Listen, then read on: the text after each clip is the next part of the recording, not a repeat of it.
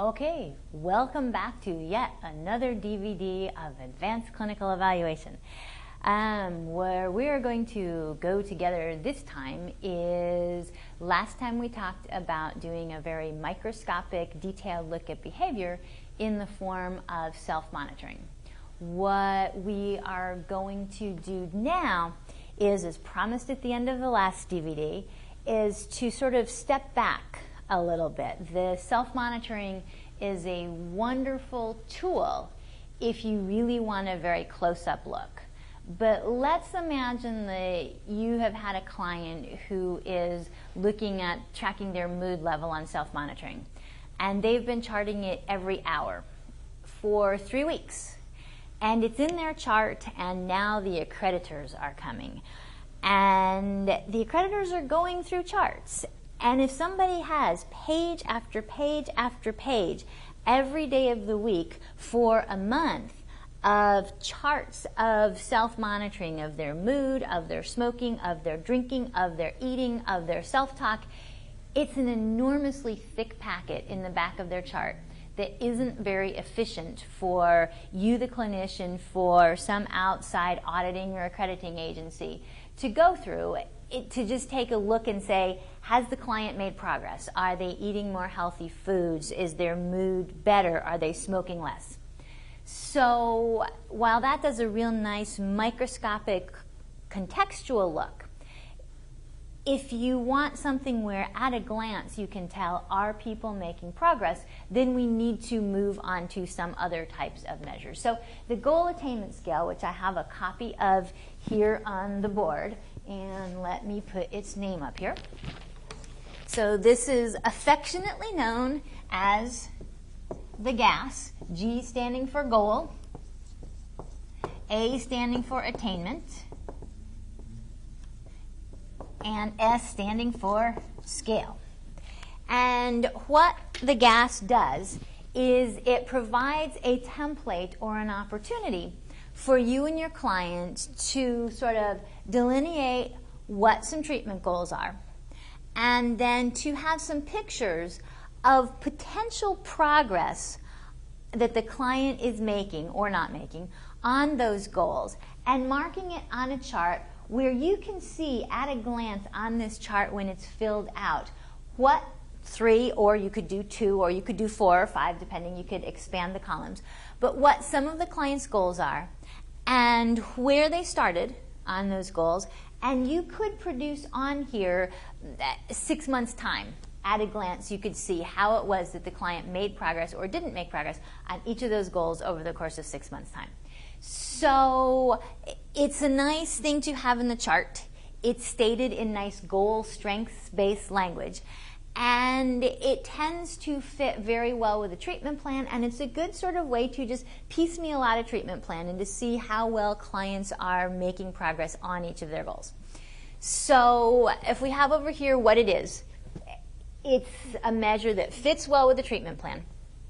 It is something that you and the client do together. It's interactive. And it is, like self-monitoring, an eminently flexible tool that you can use. Again, if you think about the traditional rating scale, you know, the state trait anxiety inventory, the Burns depression inventory, everybody who gets it gets the exact same questions in the same format, same order, same response options. And we'll talk in a few weeks about the benefit of that. However, one size fits all really sometimes doesn't fit anybody terribly well. Think about clothing. If I happen to go to a clothing store and put on a one-size-fits-all outfit, 9 times out of 10, it falls off my shoulders and it drags on the floor. You get a woman who's 6'3", 6'4", weighs 250 pounds. She puts the same outfit on. It comes up to here, and she can't get it zipped. One size fits all has its place. You only have to cut one size of clothing has its drawbacks. Really only fits the average person particularly well at all. So this tool is a flexible, made-to-order, you can tailor it kind of inventory that you can create for each client specially, the same as with self-monitoring. However, you could compare progress on one goal attainment scale for one client with their specific goals to another client with their own specific goals, different parts of progress, but you can compare across different GASs if you know how to do that. So you can have them very individually tailored, but you can compile a bunch of them together, which we'll talk about later on in the quarter. So sort of getting down to brass tacks. What does one do? You get this blank sheet, and generally speaking, the blank sheet does not have goals written in either. It's got this column down here called levels of attainment. Much less than expected, expected more, or much more, or some version thereof, depending on which GAS text you're looking at. And across the top, you list goals. And as I said, generally speaking, it's between 2 and 4 goals, but you could certainly have just 1 goal. You could have 5 or 6 or 7 goals. The reason I chose 3, if you look at treatment plans often have somewhere between 2 and 4 goals. It seems like a reasonable amount of issues that a client can work on at one time with a degree of focus and yet with a degree of relevance to their life. Just 1, there might be other issues that aren't being touched on. 72, there's no way you can work on 72 issues all at the same time. So 2 or 3 or 4 tends to fit with a treatment plan. When you have this blank document, the first thing you do is you have to choose, what do I fill in as the goals? And the best way to choose what goals to put on a GAS is you go to the treatment plan. You and your client have likely developed it, or the intake worker and the client likely developed it. Most agencies have a treatment plan. And you can just take the goals from the treatment plan and insert them into the GAS. You could, and as I have here, make it as interactive and as much a part of treatment as possible. If you start working on a GAS with a client and he or she came up with a treatment plan 2 weeks ago or 2 months ago, this is a wonderful opportunity to sort of pull out the treatment plan, dust it off, and say, are these still issues that we're interested in working on? Are these still the main things that you would like us to focus on in our work together? If they are, cool, you put them down here.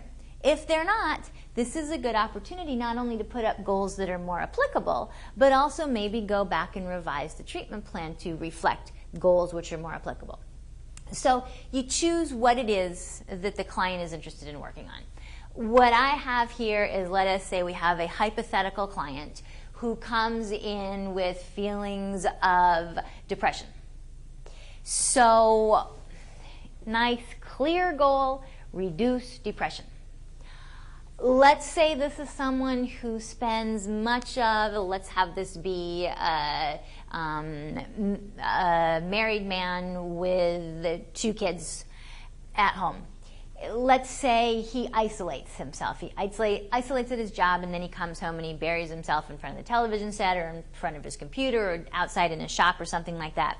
And one of the things that he would like to improve and his family would like to improve is to have him be more interactive. So you and he have decided that increasing interaction with his family at dinner would be a nice, easy step that he could take to start to improve his family interaction. And you're hoping that that will help work on his depression as well. And let's say that our last goal, instead of him working in his shop, let's say that he is coming home from work and going downstairs and parking himself in front of his television set and sort of vegetates in front of the tube all night long. So you and he have decided that to increase his activity level would be something that would be of benefit. So these are our 3 goals: reduce depression, increase interaction with family at dinner, and increase activity level. Now you can get into the whole nuances of creating goals. Well, if I do this and I do this, are these like action steps that will help to change this overall goal of reduced depression? And you could argue that that would be true. And if your agency wants to be sure that goals are goals, objectives are objectives, and action steps are action steps, you might want to clean this up, and instead of have reduced depression, you might want to have another specific thing that he would be working on here, so that these would all be sort of things he could act on. So that's kind of a personal choice, what you choose to put as goals, what you and the client choose to put as goals. My recommendation for how you decide what the goals are is go with the treatment plan and make it interactive with the client. And hopefully the treatment plan was interactive with the client as well. So setting the goals usually is pretty straightforward. The next thing that you need to do is you need to get some kind of conceptual understanding of what in the heck is this levels of attainment thing and what does that mean. Picture that each of these cells is a verbal description, or imagine a photograph that you have to describe verbally. But these are each a picture of what this issue or topic looks like at each of these different levels of attainment, which are sort of the idea of if the client makes progress, the kind of progress we would expect. That's an ephemeral, ethereal quality. What sort of progress do we expect? That depends on who the client is, depends on how motivated they are, depends on how much work they're willing to do, depends on what the issue is, and so forth and so on. But in a hypothetical world, imagine that you and the client were to work together for a given amount of time. How much progress do you think would be realistic that the client could make toward this goal? So, to move from the ephemeral, ethereal, abstract world to something more concrete, let's choose reduced depression. Now, first of all, how are we going to picture depression?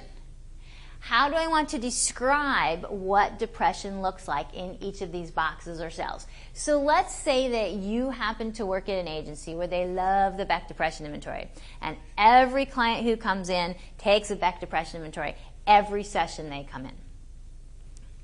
Or every time a clinician seems it would be the appropriate thing to do. Anyway, you decide that you are going to operationally define depression as the score the client obtains on the Beck. And let's say, and just for understanding the Beck, scores on the Beck can range from a low of 0, meaning no detectable or no measured depression, to a high of 63. A score of 63 on the BDI is reflects an extremely depressed person. So let's say that this client has come in, he's taken the Beck, and his score right here is a 42, which is a pretty darn high score for an outpatient to score on depression. If the client score is as high as a 42, I will usually set this cell here, which tends to be the easiest cell to set. If the client attains no change, does not get any better in terms of this area or goal in our work together, then he will stay as bad as he is now or get worse.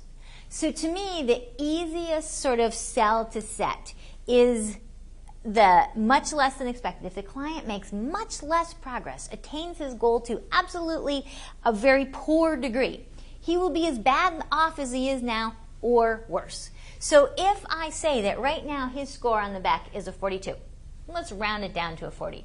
We could say that if he makes no change, if he attains his goal abysmally, then he would have a score of 40 or higher on the BDI. So if he gets no better, if he attains his goal as low as expected, then his score will stay as bad as it is now, or it will get worse, which means higher. Once that bottom level is set, then the next easiest one, I think, to set is the expected level of expectation. The expected level is, well, if we work together, given what I know about this client, given what I know about this issue that we're working on, and given that I have some picture of time in my head, what do I expect that he would be able, what sort of progress do I expect that he might be able to make? So you think, well, first of all, I need to have a picture of time. If we think about attaining goals, time becomes very important. If I want to achieve some sort of concrete goal, I want to bake a batch of chocolate chip cookies. If you give me 5 minutes, the expected level of attainment of making chocolate chip cookies that I could have in 5 minutes is quite different from if I have 45 minutes. So that if I'm starting from scratch, in 5 minutes where I might expect to be would be that I would have all the ingredients out and on my counter. I'd have the butter, the flour, the sugar, the chocolate chips, etc. laid out. But that would be about all the progress I could make in 5 minutes. In 45 minutes, if I'm a pretty speedy cook and I don't have to rush to the grocery store to get anything, the cookies might start to be smelling good, or the air might start to be smelling good because the cookies are baking in the oven. So we have to think about time when we think about how much change can I expect my client to be making. So given what you know about your client, which may be very little if this is an assessment intake, and given what you know about depression and how quickly people can change, how much change do we expect Mr. X to make on his BDI? So first of all, let's pick time. This is going to be about a 1 month expectation. So how much change do we anticipate that Mr. X might be able to make if we're working together in treatment? Well, is he motivated? Has he seen a psychiatrist? Has he started a medication? Has he been on medication his whole life and it's not working?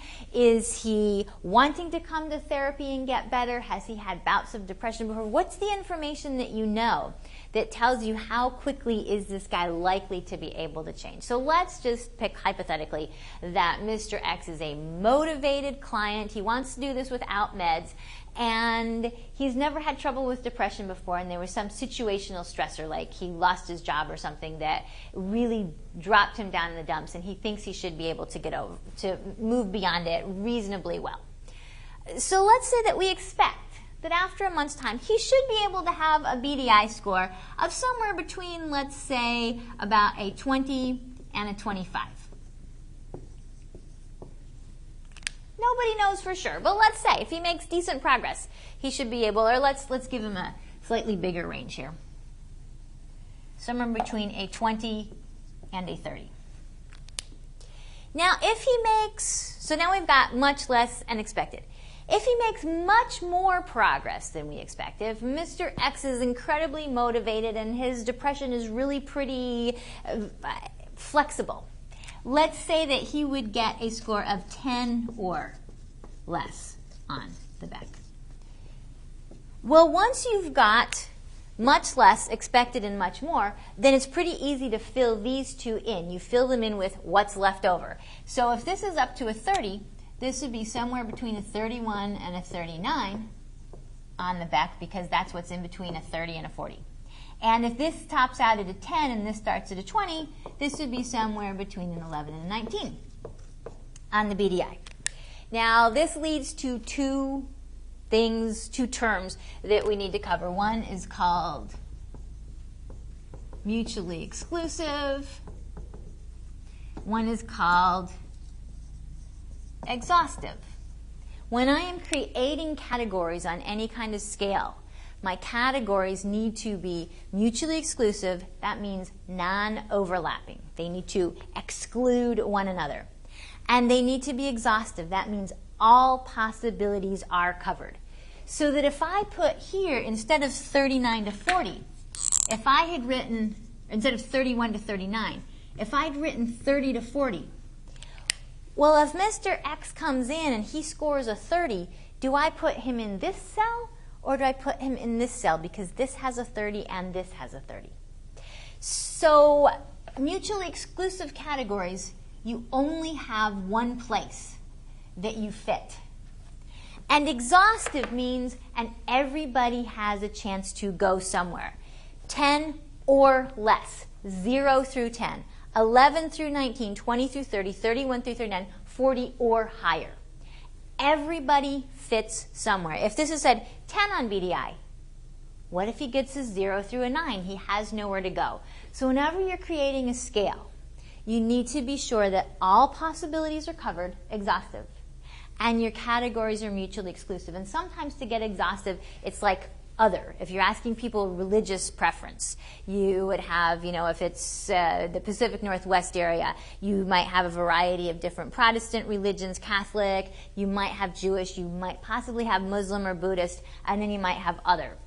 Because there are thousands of other religions that people might consider themselves that you might not be able to think of, or that might have such a low response rate that you just don't want to write out, all 999 other possibilities. So you just put other. But it does mean everybody has a place to go. So back here, this is now our scale. So if he reduces his depression, not at all, or he gets worse, he has attained this goal at a level much lower than we expect. He stays at a 40 or he gets worse. If he meets this goal of reducing his depression at about what we expect is typical for someone like Mr. X, then we expect in about a month's time he should have a score somewhere between a 20 and a 30. If he does remarkably well and he meets this goal at a much higher level of attainment than we anticipate, he should have a score of 10 or less. And that would be how you would sort of splay that particular goal out. Now, this is nice and numeric, and you can do the BDI in numeric fashion. Let us say that he wants to increase his interaction with his family at dinner time. Let's go over this one. How would you do a goal, not only in numbers, but how might you do a goal in words? So let's say here that currently Mr. X never eats dinner with his family. So eats by himself. That's where he is now, so we'll set it at much less than expected. And if he makes no progress on that goal, he will still consider to eat, he will still eat by himself. Let's say that Mr. X meets this goal where you would expect him to.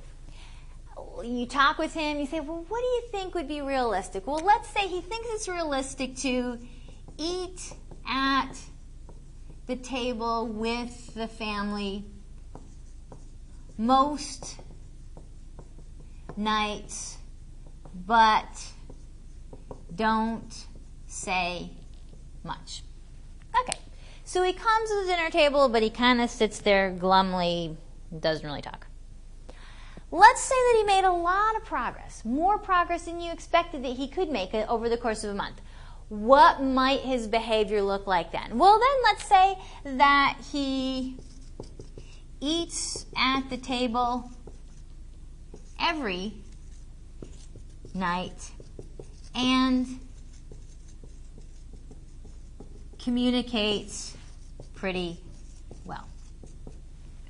Now, you have to appreciate, these are sort of fuzzy. What's most nights? What's every night we know? 0 nights we know. What's most nights? Most nights. It feels to the family, it feels to Mr. X like most of the nights he's eating at the table. What is doesn't say much, and how does doesn't say much compare with communicates pretty well and whatever might be in between here? Well, again, that's judgment. Much of what we do is judgment. You could make it very much more clear. Eats by himself 7 nights a week, eats by himself 6 nights a week, eats by himself 5 nights a week, eats by himself every night a week, eats with the family once, eats with the family twice, eats with the family 3 times, eats with the family 4 more nights a week. That would be much more concrete. Then you could do another goal, eats by himself, sits at table silently 1 night, sits at table, communicates with family at least 1 night, communicates at least 2 nights, communicates at least 3, communicates at least 4. It just kind of depends on what makes sense to you, what makes sense to your client, what makes sense to your supervisor, so forth and so on. Last goal here, increase activity level. Let's say currently Mr. X has, his activity is get up, he hasn't been able to work. So gets up, goes to his job, comes home, parks himself in the basement, flips on the remote control, veggies, goes upstairs, or his wife kindly brings him, dinner, sits down there, no interaction, no activity except for flipping the channels on the remote. He would like to increase his activity. And now let's say we want to do a nice simple goal. So where is he now? No activity outside of work and TV. So what do you expect that if he works for a month would be realistic in terms of activity? Well, let's say that you and he work and he says maybe, gets out for a walk twice a week. So he thinks that if he's working and doing okay, that about 2 times a week he might be able to get out and take a walk. And if he could really be doing very well, he would be thrilled if he could walk 4 or more times per week. So then here would be walks once a week, and here would be walks 3 times a week. And there you have the goal sort of being splayed out over each of those different cells. So again, you have to think about time. How much time do I think it will take to meet this level of expectation? So we assume that Mr. X, in a month of working, knowing what sort of, his treatment plan is, that he's going to meet with you, let's say weekly. Does he have a case manager? Does he, going to work with a psychiatrist? What are all the things that are in place to help him? Have you talked with his family? What does everybody do, and what's a realistic amount of progress? So you assume he should be able to drop his BDI score to about a 20, or somewhere between a 20 and 30. He should be able to eat at the family most nights, even if he's not very communicative. He's at least sitting at the table with everybody. And he should be able to get out of the house and go for a walk at least twice a week. And if he makes that much progress, that is what's expected. You and he will be pleased. This is moving along in therapy as sort of expected by your best and his best expectation. If he doesn't do that well, then he'd be anywhere below here. And if he does better, he'd be anywhere above. And the reality of the situation is that oftentimes clients do well on one goal and do poorly on another goal, or they do well on one goal 1 week and then they backslide, and they do great on another goal and then they backslide, and it bebops all over the place because we humans are terribly variable. But this is the sort of document that you develop when you sit down with a client. And as much as you can, I would strongly encourage you to do this with the client. It really sort of helps the client to think about, what is it that I want to change, and really, how would I see? What do I expect that I should be able to do in the course of a month? And if you say, well, Mr. X, you should be able to do this, he might say, oh, no, Mr. or Ms. Social Worker, I don't think that I can do that. Or, oh, that's a piece of cake. I can do a lot more than that. So really try to make it interactive with them. Use your expertise and your knowledge of sort of how people change, and the client's expertise and knowledge of who they are and what their life circumstances are. They know themselves better. You tend to know sort of, social work, therapy, human nature and stuff from years of studying it pretty well.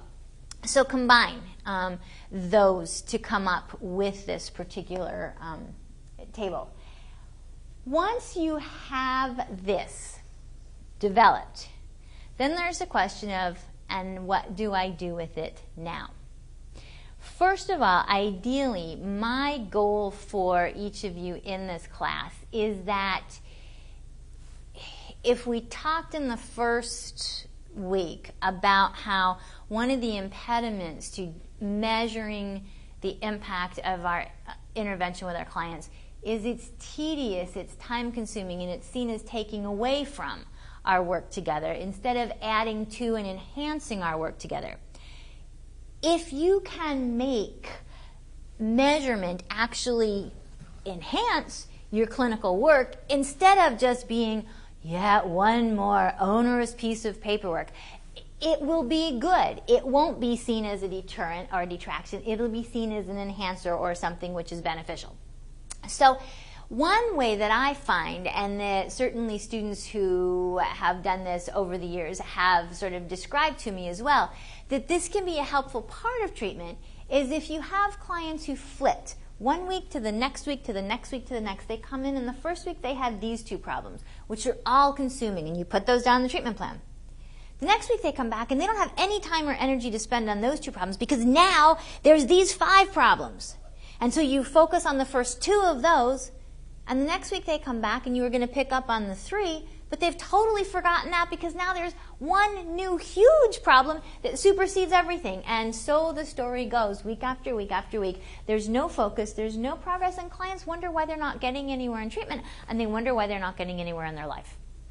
If you can sort of model and demonstrate to them a focus in their life, it can help them not only in treatment, but help them in life develop. How do I set goals? How do I move towards goals? How do I actually stay focused? Because staying focused on a goal really helps us actually do that, and that's a wonderful life skill.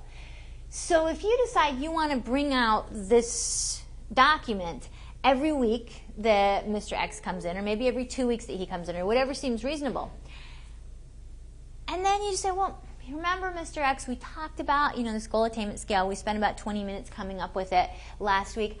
I was just thinking maybe we should go over it for just a few minutes at the beginning of each session. So, you took the back out in the hall or out in the waiting room, and I noticed that you got a 39 this week. So you've actually made some progress on this goal. Let's talk about how things are going with your family. And let's talk about your activity level. So it focuses you and Mr. X on these are the topics that were important when we came up with this, and let's be sure that we actually revisit them when we get together every week or every 2 weeks or every how often it is that you bring this document out. So you're going over the document. How do you indicate if Mr. X has or hasn't changed? The easiest way I find to do this is just to write down dates. And dates work pretty well if you have 4 or 5 on one sheet.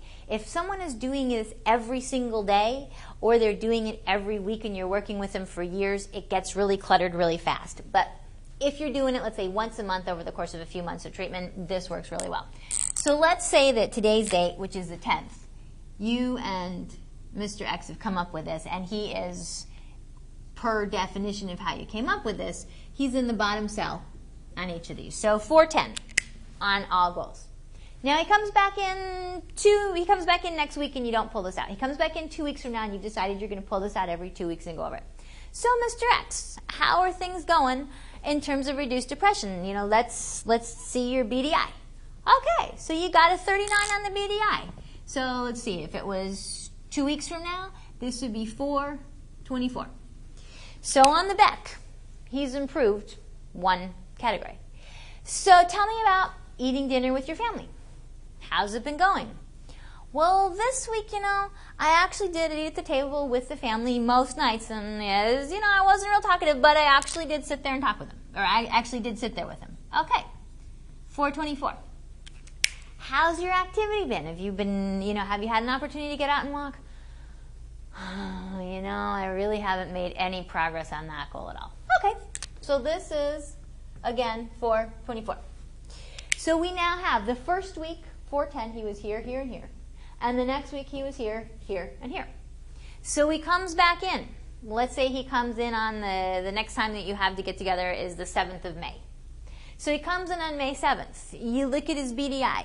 His BDI stayed about the same. Let's say it's a 32 or something like that. So now we've got here.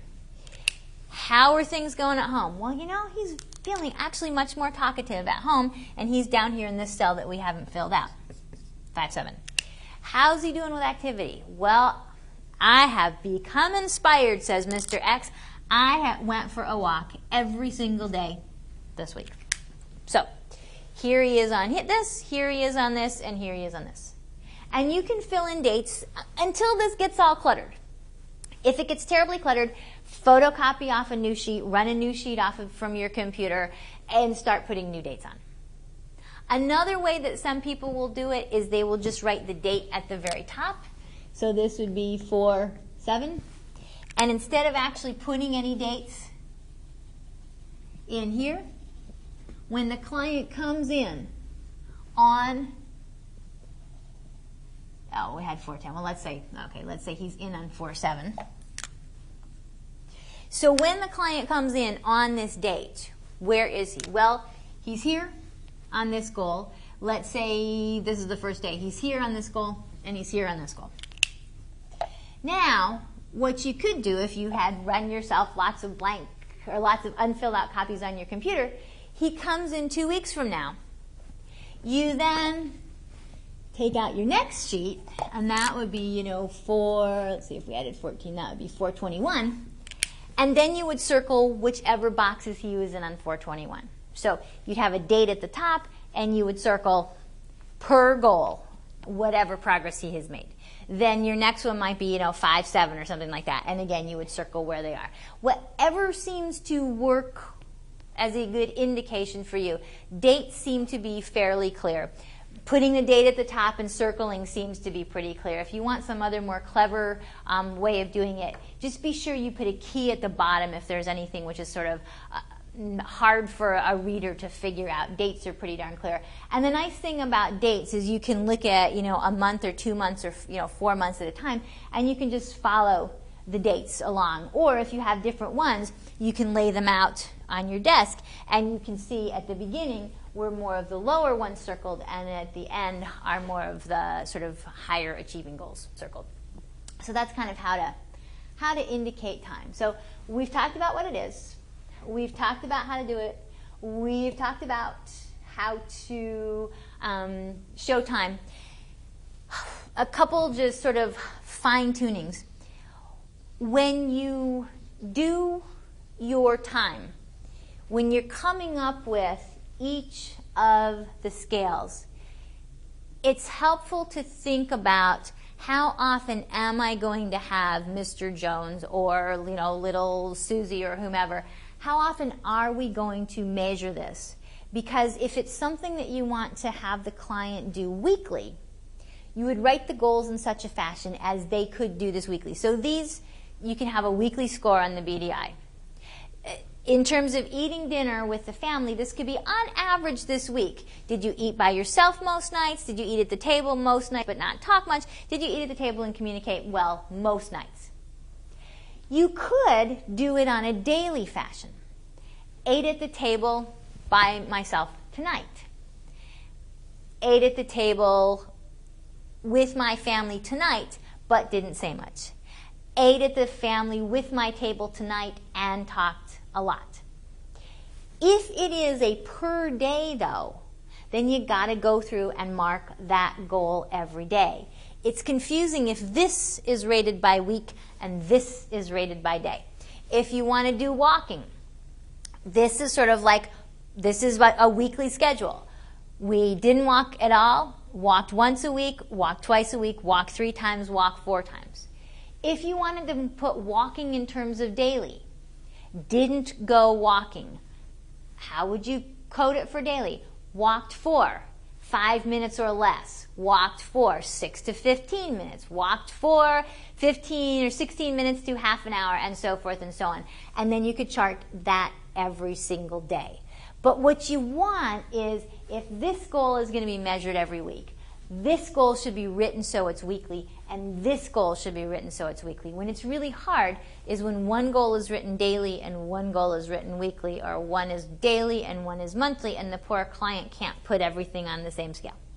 So that's just kind of a finer nuance. Again, you want your scales to be mutually exclusive, you want your scales to be exhaustive, and you want your goals to be reasonable things that clients are working on, and hopefully it comes from the treatment plan. And as much as you can, do it interactively. And you can work with, a 3 or 4-year-old preschool kid.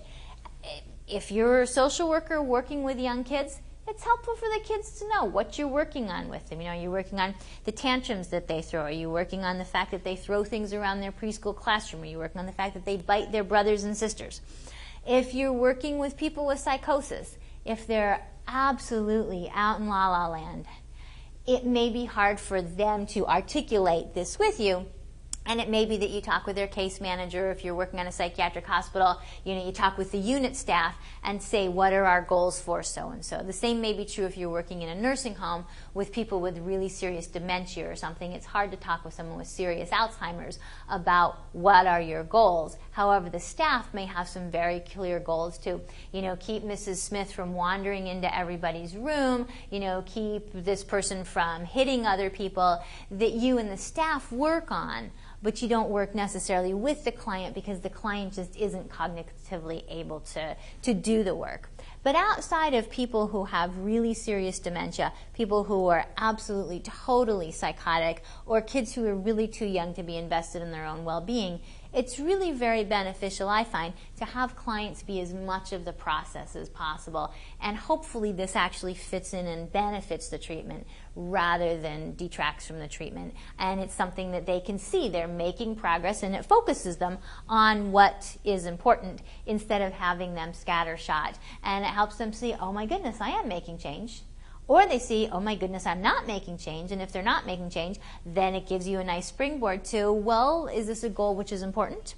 What's going on that's making it hard? Is it something in our work that we're doing that's not helping? Is it something that we're not doing that we should add? Is it a lack of motivation? Is it a lack of access to resources? Or what's going on that's making it hard for you to increase your family interaction?